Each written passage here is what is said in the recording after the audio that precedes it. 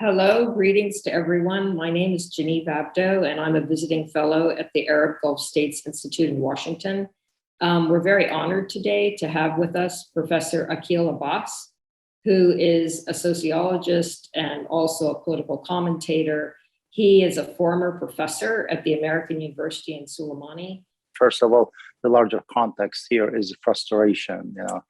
Society in Iraq is at large frustrated with the current political class.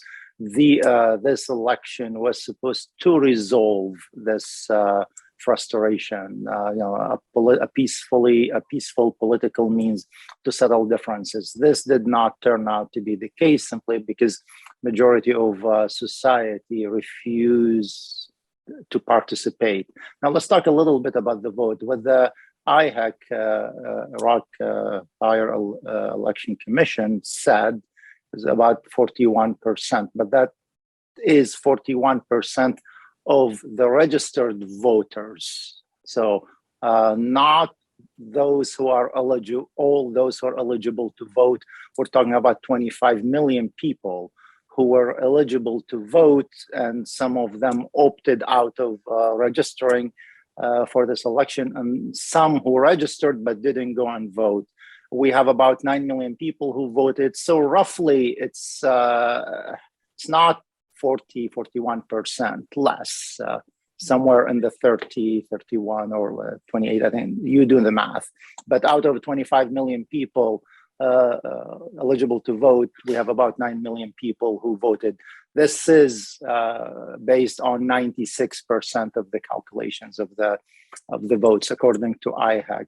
So clearly a significant portion of the population did not vote. But there are other things that are important in this election, not only that we know the depth of social distrust, mistrust in this political class, but in the entire political system. There is failure to distinguish among lots of people who boycotted the election. There is a failure to distinguish between the political system and the political class. So the political system, as we know, it's constitutions, the tools, the laws, regulations, and there is the political class that manages all of those. And so lots of the anger is directed at the whole political system without really this important distinction. Those who, let's say the protesters, those who represent, let's say the opposition, social opposition, political opposition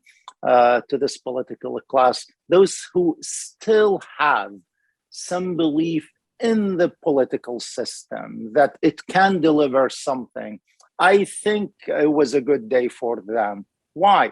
Because generally speaking, there is almost a consensus that the entire system is hopelessly corrupt, that the political parties corrupted even the tools. The vote seems to have been transparent.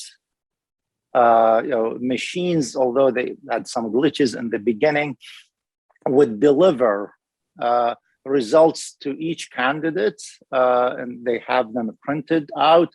And what is important here is that those in the opposition, those who were part of the protest movement, the Shireen movement, the October movement, those who chose to run in this election, when they did a good campaign, they actually won.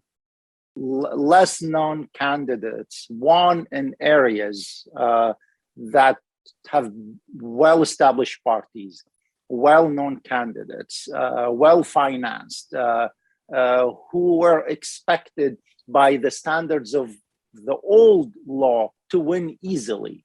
This did not turn out to be the case. Candidates who were not well-financed, didn't run really an effective campaign because they don't have the expertise, they don't have the money, but they still won because of the local areas, because this is local election. The law says you vote locally.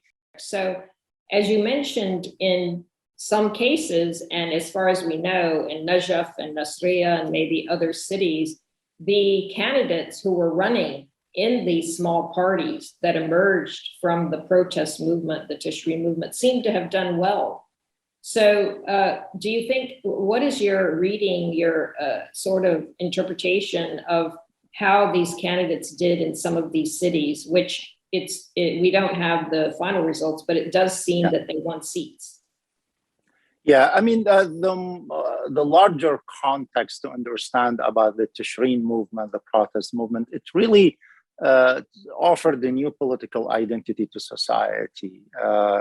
Since 2003, these primordial identities, sect-based identities, race-based identities, the group identity dominating, and individuals were supposed to reflect these group identities when they go and vote. And that's how this system, this problematic political system perpetuated itself. We're Sunnis and Shias, and we have to do deals as Sunnis and Shias, and citizenship as a category basically was deconstructed, diluted, ultimately, some argue destroyed.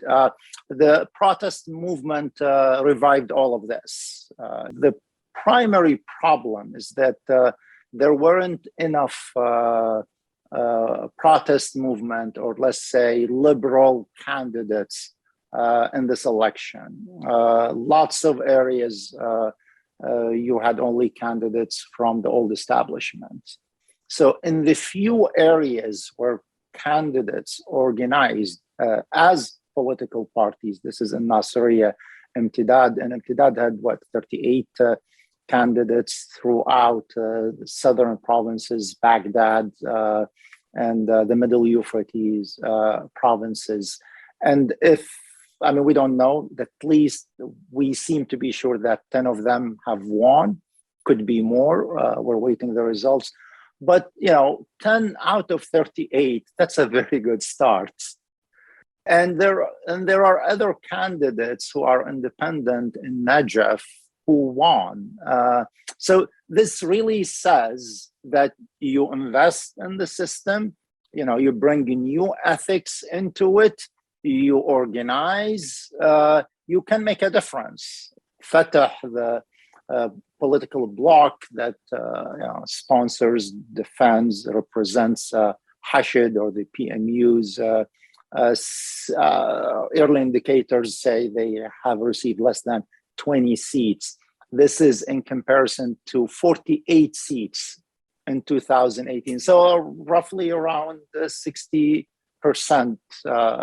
decrease in votes. Some of the reporting so far in the mainstream media has predicted that the Sadrists, those candidates under the coalition of Sadr will come in first, with those of Hadi Amri's coalition, which you just talked about, Fatah, will come in second. And this is sort of a repeat of 2018. But what you're saying now is that they did actually poorly, or at least they were less successful than anticipated. Does this also apply to the Sadrists? So far, we're talking about anticipations, not really. The IHEC hasn't come out with official results. It has been said that the Sadrists have received the highest number of seats. Some have argued it's 70 seats. Others have said they're up to 80, 81 if you count the.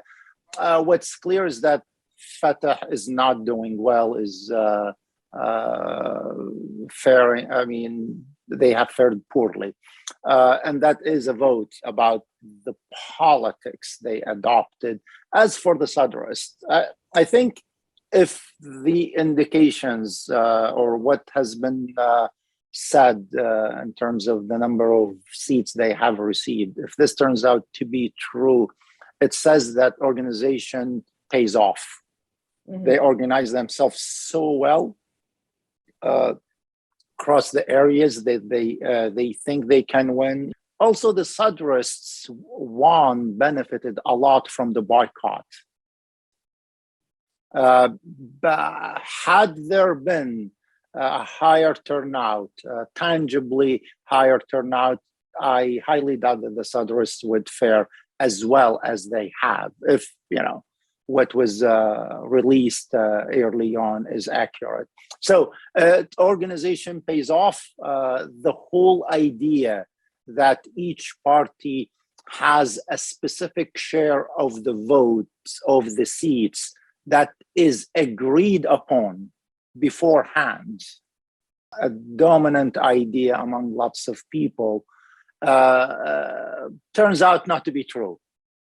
If the Sadrs actually win 80 seats, and if the Tishreen movement comes up with, 10, 15, 20 seats with the independents, and if Fatah, the pro-Iran people, lose, and it is announced that they got a smaller number of seats compared to 2018, then no, actually, the system is not rigged. We just haven't invested in it. People, society, activists, need to invest in the system and to improve it and make something out of it. Thank you very much, Professor Akeel Abbas. Thank you for having me.